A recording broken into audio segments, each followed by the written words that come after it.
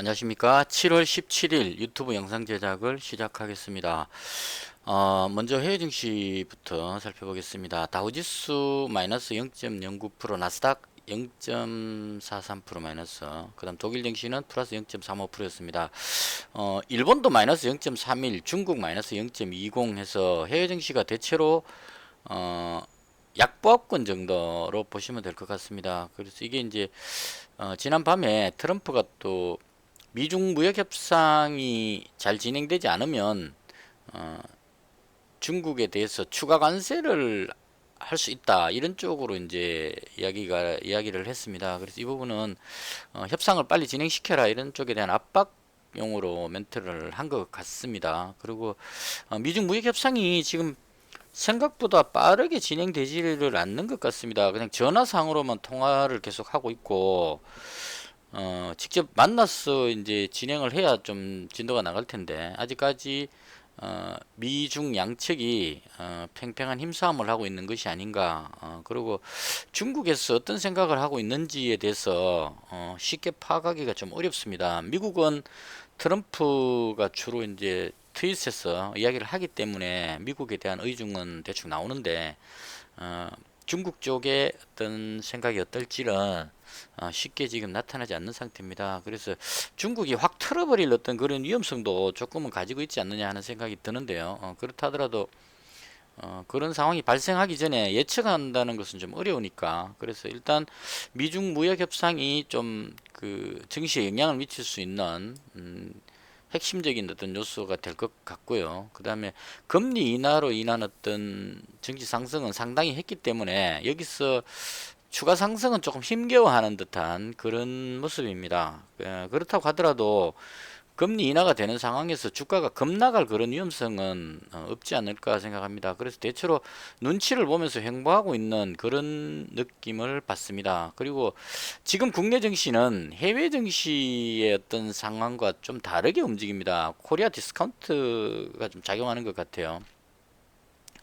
일본하고의 어떤 갈등 부분하고 그 다음에 북한과 미국 간의 어떤 대화도 지금 그 확신이 없기 때문에 그런 부분들에 대한 불안감. 특히나 이제 일본에서 소재 수출 중단에다가 추가로 그 수출 규제를 할 경우에 한국 경제에 상당한 충격을 줄 수 있다는 이런 우려감으로 해서 외국인들의 매도가 계속되고 있고요. 그리고 기관도 거기서 덩달아서 매도에 동참하고 있는 그런 모습입니다. 그래서 해외 증시는 일단 횡보 쪽으로 보시면 될 것 같고 특별한 추가 악재가 없다면 횡보로 보면 될 것 같고 해외 증시와 관계없이 국내 증시 재료에 따라서 일본과의 관계 이런 부분들에 대한 뉴스로 반응을 하지 않을까 하는 생각이 듭니다. 그래서 여기서 더 악화될 수 있다는 우려감 때문에 섣불리 매수세가 들어오지 못하고 있는 특히나 외국인하고 기관 쪽에서 코스닥 매도가 계속되고 있어서 코스닥 지수가 너무 힘을 못 내고 있다는 그런 부분들이 있습니다. 또 바이오 관련주들의 어떤 악재들로 해서 바이오 관련주 하락 이런 부분도 좀 작용을 했고 그래서 증시를 일단 해외 증시부터 간단히 보면 해외 증시는 뭐 특별한 게 없습니다. 중국 증시도 거의 횡보 상태고 일본 증시는 약간 내려오는 느낌인데 이것도 뭐 지난번에 상승했던 부분들에 대한 어떤 흐름이니까 크게 볼 게 없을 것 같고요. 독일 증시도 지금 계속 횡보를 하고 있는 상태. 미 증시도 고점 돌파 후에 지금 횡보하고 있는 그런 모습입니다. 그래서 이런 것들로 봤을 때 해외 증시는 크게 문제되지 않는데 문제는 국내 증시가 그래서 같은 경우에 하락적으로 방향을 잡았죠. 일단 잡았는데 아래 꼬리가 달렸다는 점은 좀 긍정적인 것 같고요. 그 다음에 코스닥이 반등적으로 생각을 했는데 여기서 다시 밀렸습니다. 그래서 이 모양이 이제 다시 한번 저점을 테스트하는 그래서 상바닥형으로 확인을 하고 돌아 올라가겠다는 그런 쪽으로 보는 것이 맞지 않을까 생각을 합니다. 어, 방금 저 무역 협상에 대한 어떤 뉴스가 나오는데요. 중국이 트럼프가 무역 협상이 먼 길이라는 지적에 천리길도 한 걸음부터라고 이제 답변을 했다는데요. 도널드 트럼프 미국 대통령이 미중 무역 협상과 관련해 중국의 약속 이행을 촉구하며 아직 갈 길이 멀다고 지적하자 중국은 천리길도 한 걸음부터라며 속도에 연연하지 않고 협상을 이어가야 한다고 반박했다. 이렇게 돼 있죠. 그래서 이 문구로 봤을 때 중국에서 협상을 계속하겠다는 의지는 있는 것으로 보여집니다. 그래서 당장 악재로 뭐 나올 것 같지는 않기 때문에 해외 증시는 큰 문제가 아닌 것 같고 국내 증시가 이제 가장 큰 문제입니다. 그래서 코스닥이 지금 힘없이 계속 밀립니다. 오늘 그 외국인하고 기관이 매도가 많이 나오지 않은 상황에서도 그냥 그 힘없이 분봉으로 보시면 그냥 쭉 흘러내려 버렸죠. 이게 참 그 안타까운 상황입니다. 제가 수요일마다 계속 이런 경우를 많이 당하는데요. 아침 10시에 그 나갔기 때문에 나가기 전에 쭉 흘러내리고 이제 이 상황에서 제가 일하러 그 물건하러 나갔는데요.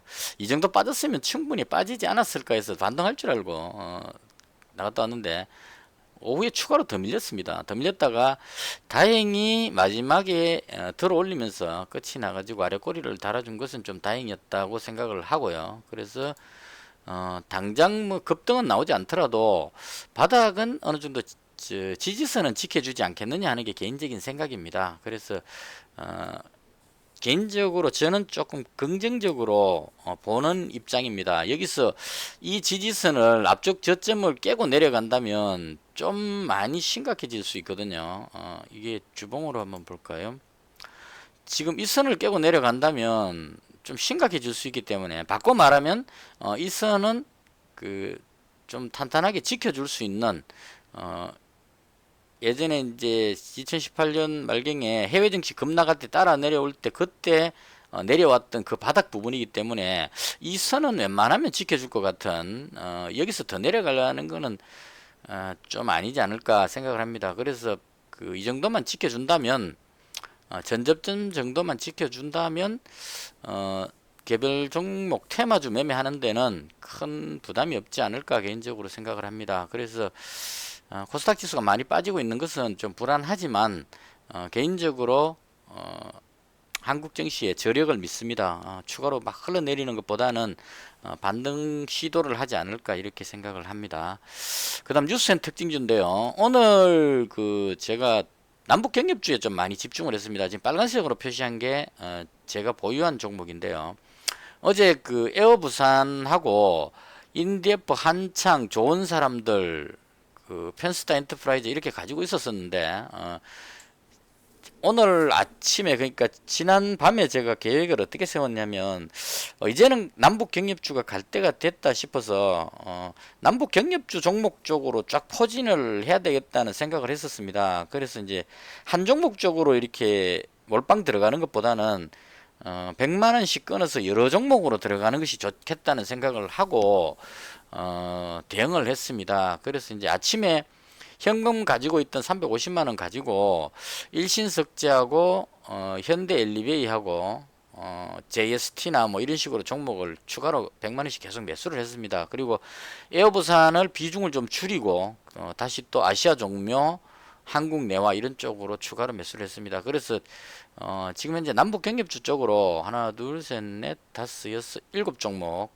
보유를 하고 있고요. 그 다음에 아시아나 매각 관련해서는 아무리 봐도 에어부산이 가장 대장인 것 같아서 에어부산 가지고 있고요. 그 다음 이제 낙폭 과대 개념으로 나무기술을 매수를 했었고요. 그 다음 이제 엘컴텍은 그냥 개인적으로 상당히 좀 좋아하는 종목이어서 그리고 지수가 급락하면 인버스 관점으로 오르겠다는 생각으로 금 관련주기 때문에 그래서 매수를 했는데 여전히 힘없이 밀려버렸습니다. 그래서 이렇게 해서 이제 매수를 해서 종목을 좀 많이 보유를 했습니다. 이렇게 한 이유는 추가로 지수가 더 코스닥 지수가 더 빠지더라도 한 종목이 몰빵해 있다가 급락하면 손절을 해야 되는 문제가 생기기 때문에 손절보다는 지금은 거의 뭐 그 목숨 걸고 방어하는 그러니까 이 선을 깨고 내려가지는 않겠다는 그런 어떤 믿음을 가지고 내려오더라도 그대로 홀딩을 해야 되겠다는 생각을 했습니다. 그래서 이제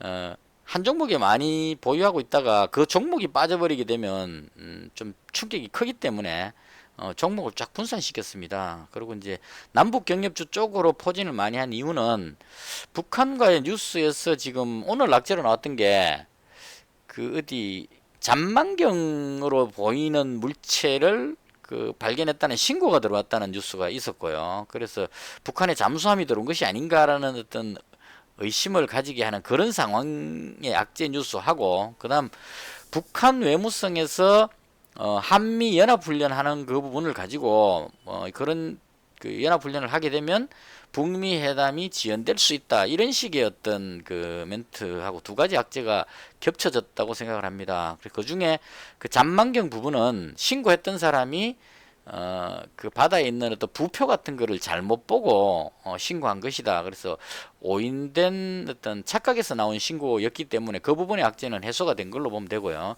그 수심이 얕아서 잠수함이 들을 수 있는 위치가 못 된답니다. 그래서 그 부분의 악재는 해소된 걸로 보면 되고, 그 다음에 남아 있는 것이 북한 외무성에서 한미 연합 훈련을 했을 경우에 북미 회담이 지연될 수 있다, 뭐 이런 쪽에 이제 그 담화 비슷한 걸 발표를 했는데요. 이 부분은 저는 크게 신경 쓰지 않아도 된다고 생각을 합니다. 왜냐하면은 트럼프 대통령이 이제 거기에 대해서 반박 대응하는 그 발표를 했죠. 급할 것 없다, 시간은 우리 편이다, 뭐 이런 쪽의 멘트를 했습니다. 이제 이 부분은 무슨 말이냐면은 대북 제재를 계속 가하고 있는 상태이기 때문에 시간이 흐를수록 북한이 점점 힘들어질 수밖에 없는 구조입니다. 그래서 불리한 입장에 있는 북한이기 때문에 뭐 한미연합 훈련한다고 해서 북미 회담을 못하겠다 이런 쪽으로 나오면 답답해지는 건 북한이니까 그렇게 못한다는 얘기죠. 그래서 트럼프가 그런 부분에 대해서는 계산은 좀 빠른 것 같습니다. 북한 외무성에서 발표하는 거는 1차 북미 회담 할 때도 한번 그런 문제가 있었어요. 북한 외무성에 누구죠? 최선희 부상이, 그 여자분 있죠. 그 최선희 부상이 미국에 대해서 회담하기 전에 미국에 대해서 트럼프에 대한 어떤 비난적인 표현을 한 적이 있었습니다. 그 비난적인 회담을 앞두고 이제 협상 과정에서 원색적인 비난을 하는 그 최선희 부상의 발표가 있었는데, 그 이야기를 듣고 트럼프 대통령이 뭐라고 답변했냐면 북한이 상당히 화가 많이 나가 있는 것 같다, 화가 많이 난 것 같다. 그래서 화가 많이 나 있는 상태에서는 대화를 할 수가 없다 하고 대화 중단 선언을 내버렸습니다. 그 대화 하려고 다 계획 잡고 있다가 싱가포르 1차 회담할 때요. 그 회담 날짜까지 잡아놓고 막 추진하고 있다가 그 최선희 부상이 이제 그 외무성에서 하는 건 그런 것 같아요. 그 대화 과정에서 서로 그 회담할 때의 우위를 점하기 위해서, 협상의 우위를 점하기 위해서 이제 강한 어조로 어떤 멘트를 날렸는데, 트럼프 대통령이 그걸 받아치는 게 이제 그 벼랑 끝 방식을 쓰는 거죠. 그렇게 비난을 하니까 대놓고 북한이 아주 화가 많이 나 있는 것 같아. 그래서 이번 회담은 안 하는 것이 낫겠다, 이렇게 얘기를 해버렸습니다. 그 말한 날 다음 날 경협주들이 급락을 했었어요. 기업으로 아주 크게 급락을 했는데, 그 다음날 돌아서서 북한에서 우호적인 표현이 나왔습니다. 뭐 그렇게까지 뭐 협상을 안 할 것 정도까지는 아니지 않느냐는 뉘앙스로 우호적인 표현을 하면서 그 다음날 바로 다시 회담이 이어지는 쪽으로 급선회를 해버렸습니다. 그래서 갭으로 떨어진 갭만큼 다시 떠서 출발해서 위로 계속 올라가기 시작했죠. 이게 1차 회담 때 있었던 일이었습니다. 그래서 북한 외무성에서 이번에 그 한미연합훈련에 대한 부분에 대한 언급은 북미 회담이 다 돼 가니까 여기서 그 외무성에서 조금 생각이 좀 짧은 것 같아요. 협상 과정에서의 어떤 그 김정은 위원장의 입지를 좀 강화하기 위해서 꼬투리를 잡아서 이제 그 우위를 점하는 그런 식의 멘트를 한다고 한 것 같은데, 그 멘트가 지금 안 먹히죠. 트럼프는 그런 상황이라면 그 급할 것 없다, 시간은 뭐 우리 편이다, 이런 식으로 해서 쉽게 말하면 실험 관두고라고는 식으로 이제 돌려서 그렇게 말해버린 거죠. 그러면 이 상태로 가만 놔둬버리면 북한에서 그럼 북미회담 하지 말자라고 할 수가 없죠. 지금 북한의 외화도 지금 거의 다 바닥이 나 있는 상태라고 알고 있고 여러 가지로 어려움이 있기 때문에 이 상태로 계속 갈 수가 없을 겁니다. 중국에 의지하기에도 좀 미중 간의 협상이 아직 끝나지 않았기 때문에 중국도 선뜻 나서서 도와줄 수 있는 입장이 못 되죠. 그래서 그런 상황으로 봤을 때 북한에서 다시 대화하는 쪽에 모션이 나올 것이라고 저는 예상을 합니다. 그래서 이제는 북미 회담이 가시권에 들어왔고 협상단을 꾸려서 협상하는 쪽으로 가닥을 잡을 것으로 봅니다. 왜냐하면 트럼프 대통령하고 김정은 위원장이 그 판문점에서 만나서 여러 가지 이야기를 했기 때문에 그걸 약속을 이행하는 과정에서 뭔가 진행을 해야 될 겁니다. 그래서 그런 부분들에 대한 발표가 나올 때가 됐기 때문에 이제는 손절하지 않고 끝까지 가보겠다는, 그러니까 북미 회담이 원만하게 이루어져서 대북 제재가 해제되는 쪽으로 승부를 걸어보고 싶어서 경협주 쪽으로 대거 포진을 했습니다. 그리고 이제 그 일부는 에어부산하고 나무기술하고 엘컴텍 이렇게 가지고 있는데요. 상황 봐서 추가로 더 만약에 경협주 쪽이 또 조정을 더 받는다면 이 지금 까만색으로 되어 있는 건 아직까지 매수하지 않은 종목인데요. 경농이라든가 부산산업, 철도 관련주 이런 쪽 이쪽의 종목들을 추가로 더 매수할 생각까지 하고 있습니다. 그래서 추가로 더 조정받으면 다른 종목 다 팔고 남북 경협주 전체로 종목을 100만원씩 끊어서 지금 오늘 1450에서 조금 손실을 봐서 지금 1380인데요. 100만원씩 끊어서 13종목을 전부 남북 경협주 쪽으로 쫙 포진해 볼까 하는 생각도 하고 있습니다. 지금 그래서 그런 쪽을 보고 있고요. 그 다음에 아시아나 매각 관련해서는 25일날 뭐 매각 공시 뜬다고 하니까 그때까지는 좀 기대감으로 올라가지 않겠느냐. 코스닥 지수가 밀리면서 이제 오늘 상승이 좀 나오지를 못했는데요. 기대감으로 여전히 가지고 있고요. 그 다음 이제 일본 수출 규제 이 부분을 이제 제목을 바꿨습니다. 소재 국산화로 제가 명칭을 바꿨는데요. 이건 이제 일본에서 수출을 하더라도 국산화를 하겠다는 부분들에 대한 이제 계획이 잡혔기 때문에 일본과의 관계와 상관없이 이 종목들은 계속 관심을 받을 것 같습니다. 그래서 하락할 때 좀 조정받을 때 추가로 언제든지 매수하기 위해서 후성하고 동진세미캠, 솔브레인, 경인양행 이렇게 4종목 정도는 계속 관심을 가지고 지켜볼 생각입니다. 그 다음 이제 낙폭과대 기술주 쪽도 제가 지금 관심 종목에 등록을 해놨는데요. 이건 왜 그렇게 생각하냐면 지금 일본하고의 갈등으로 해서 상당히 힘든 상황이 진행이 됐었고요. 그리고 일본의 소재 수출을 하지 않게 되면 우리나라의 비메모리 반도체라든가 그다음 기타 여러 가지 종목들이 타격을 받을 것이다 해서 많이 빠졌습니다. 그래서 이런 부분들이 만약 일본하고 협상하는 쪽으로 분위기가 흘러간다면 이거 아직까지 뭐 가시적인 내용은 없지만 제가 생각할 때 계속 갈등을 오래 끌고 갈 수는 없을 겁니다. 그래서 일본과 우리나라가 서로 어느 정도 조금 양보를 하면서 그다음 미국에서도 이제 중재하겠다고 이야기를 하고 있으니까 중재자의 어떤 조언을 들으면서 조금씩 양보하면서 대화로 가지 않겠느냐 하는 게 개인적인 생각입니다. 그래서 만약에 이 갈등 부분이 대화 국면으로 전환돼 버린다면 급 반전이 돼 버리겠죠. 많이 떨어졌던 코스닥 지수가 반등을 하게 될 거고, 그 다음에 소재 국산화 이 부분에 대해서 수출 규제로 인한 어떤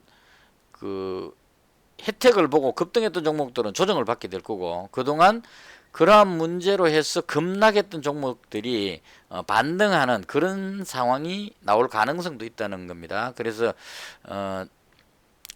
뉴스에 좀 잘 지켜보면서 지금 아마 18일 날 뭔가가 어떤 결과가 나와야 되는 뭔가가 있는 것 같은데요. 아마도 상방이 서로 이대로 계속하면 서로 둘 다 모두 다친다는 것을 깨닫게 될 겁니다. 그래서 대화하는 쪽으로 나올 가능성도 개인적으로 있다고 생각을 합니다. 그래서 낙폭과대 어떤 기술주들도 이제는 반등을 한번 좀 노려봐야 되지 않을까 하는 생각으로 낙폭과대 기술주들을 쭉 뽑아봤습니다. 그래서 지금 보유 종목이 좀 많습니다. 인디에프, 한창, 일신석재, 한국내와, 현대엘리베이, JST나 아시아정묘, 에어부산, 나무기술, 엘컴텍 이렇게 해서 하나, 둘, 셋, 넷, 다섯, 여섯, 일곱, 여덟, 아홉, 열 종목 보유를 하고 있고요. 오늘 남북경협주 쪽으로 하락이 좀 커서 인디에프가 그냥 8% 정도 빠져버렸고요. 좋은 사람도 7% 빠지고 한창도 7%뭐 이렇게 해서 많이 빠져버렸습니다. 에어부산은 잘 버티고 있었는데 나머지 종목들이 너무 많이 빠져가지고 그래서 오늘은 손실이 좀 나왔습니다. 어제 1450이었는데 오늘 1381만원이니까 한 70만원 정도 마이너스 났는데요. 대체로 경협주 이쪽에서 손실이 나왔던 것 같습니다. 그리고 이제 종목을 인디에프는 아무래도 대장급이니까 가장 반등이 빨리 나올 것 같아서 인디에프 쪽에 비중을 조금 많이 실어 놓은 상태고요. 그 다음 한창은 어제 200만원 매수했는데 너무 빠져버려 가지고 여기서 절반을 줄이기가 조금 아까웠습니다. 그래서 그냥 200만원 그대로 188만원 손실 좀 생겨서 그래서 그대로 보유하고 있고요. 나머지는 전부 100만원씩 대충 매수했습니다. 매수했고 에어부산은 그 매각 기대감으로 해서 한 174만원 정도 이렇게 보유를 하고 있는 상태입니다. 그래서 잔고는 1381만원이고요. 개인적으로 내일은 남북 경협주 쪽이 움직이거나 아니면 그동안 좀 그 낙폭이 심했던 많이 내려왔죠. 지금 거의 그 다음에 옵트론텍 이 종목도 지금 많이 내려왔고요. 실적은 상당히 좋은데 분위기 때문에 지금 많이 밀린 종목들입니다. LB세미콘은 뭐 크게 밀리진 않았는데 이 종목은 그 실적이 워낙 좋기 때문에 한번 노려볼 만하지 싶고요. 파트론도 실적이 아주 좋다고 나왔는데도 불구하고 오늘 또 밀렸습니다. 그래서 이런 종목들이 반등이 나오지 않을까 하는 게 개인적인 생각입니다. 그래서 내일장에 만약 코스닥 지수가 외국인 매수세나 기관 매수세가 들어옴으로써 상승을 한다면 이런 낙폭과대 기술주들이 따라서 올라갈 가능성이 있지 않겠느냐 그렇게 생각을 합니다. 그래서 내일장은 오늘은 제가 뭐 물건 하러 가느라고 장에 집중을 못했는데요. 내일은 또 집중을 해서 올라가는 종목들을 짧게 대응을 해서 열심히 수익을 올리도록 해 보겠습니다. 최선을 다해서. 그래서 오늘 뭐 제가 그 매매했던 내용들은 그 상당히 복잡하게 많아 보이는데 결론은 이제 보유 비중을 많이 가지고 있던 그 종목들을 좀 줄이고 그러니까 에어부산 같은 종목 비중을 좀 줄이고 그 다음 현금 가지고 있던 것들로 100만원씩 끊어 가지고 종목을 추가해서 매수했다 이렇게 보시면 될 것 같습니다. 그래서 지금 보유 종목이 좀 많은데요. 그 이렇게 많이 가진 이유는 웬만하면 팔지 않고 그대로 홀딩 하겠다는 차원으로 많이 보유를 했습니다. 이걸 바로 짧게 이익 실현하고 뭐 이렇게 단타 관점으로 매매하는 것 같으면 이렇게 많은 종목을 가지고 있으면 힘듭니다. 어떤 건 올라가고 어떤 건 내려가고 할 거기 때문에 강한 종목 쪽으로 몰아서 하는 게 맞는데 지금 제가 오늘 한 것은 앞으로 추가로 코스닥이 더 빠지더라도 이 전저점 밑으로는 내려가지 않는다는 어떤 확신을 가지고 웬만하면 손절하지 않겠다는 의미로 여러 종목으로 분산을 시켜서 매수를 했습니다. 오늘도 의외로 코스닥이 여기서 지켜주고 올라갔으면 참 좋았을 뻔했는데 내려오는 그 하락하는 모습이 나와서 조금 아쉽긴 하지만 이제 거의 뭐 바닥권에 오지 않았느냐 하는 게 개인적인 생각이고 대한민국을 믿습니다. 어려울 때 우리나라 국민성이 어려울 때 그 위기를 극복하는 능력이 상당히 뛰어나기 때문에 이번에 그 일본과의 어떤 위기라든가 이런 여러 가지 위기들을 슬기롭게 잘 극복할 수 있지 않을까. 그리고 그러한 그 위기를 극복하면서 단결된 모습을 보여줌으로 해서 한국 정시가 한 단계 업할 수 있는 그런 계기가 됐으면 하는 게 개인적인 바람입니다. 저는 대한민국을 믿습니다. 우리나라의 그 국민성을 믿고 모두가 단합해서 위기를 잘 극복할 것이라고 믿고 경제가 살아난다는데 한 표를 던지면서 홀딩한다는 마음으로 많은 종목들을 매수를 했습니다. 그래서 이렇게 해서 오늘 제가 했던 것들을 대충 요약을 했고요. 내일장은 본격적으로 반등이 나온다면, 코스닥 지수가 반등하지 않고 내일 만약 여기서 추가로 음봉으로 또 더 내려온다면 그냥 이 상태로 가만히 놔둬버릴 생각입니다. 웬만하면 놔두고 종목이 좀 많은 종목들은 좀 줄여가지고 100만원 정도씩 딱딱 맞춰서 100만원씩 13종목을 보유하는 그런 구도로 잡을 생각이고요. 다행히 여기서 양봉으로 반등이 나온다면 추가로 그 미수를 좀 섞어가면서 낙폭과대 기술주 쪽이나 이런 쪽으로 짧게 매매해서 수익을 좀 올리는 쪽에 그런 쪽으로 대응을 해볼 생각입니다. 그래서 올라간다면, 반등이 나온다면 강하게 좀 배팅을 하고, 내려온다면 매매하지 않고 그냥 그대로 놔두고 홀딩하는 쪽으로 그렇게 할 생각입니다. 일단은 그 오늘장 미정시도 상당히 중요할 겁니다. 여기서 미정시까지 하락해 버린다면 투자 심리가 더 악화돼서 지금 개인들이 거의 대부분의 그 매수가 또 최근에 이제 코스닥 매수가 개인들이 다 들어와 있는 상태이기 때문에 외국인과 기관의 매도가 조금만 더 나온다면 개인들이 손절해야 될 어떤 그런 불안감도 생길 수 있습니다. 근데 그렇게까지 악화되지는 않을 것으로 생각을 하고요. 미정시가 뭐 약보합권 정도 선만 지켜준다면 내일장은 반등을 한번 노려보지 않을까 개인적으로 그렇게 생각합니다. 이렇게 해서 오늘 영상은 마치도록 하고요.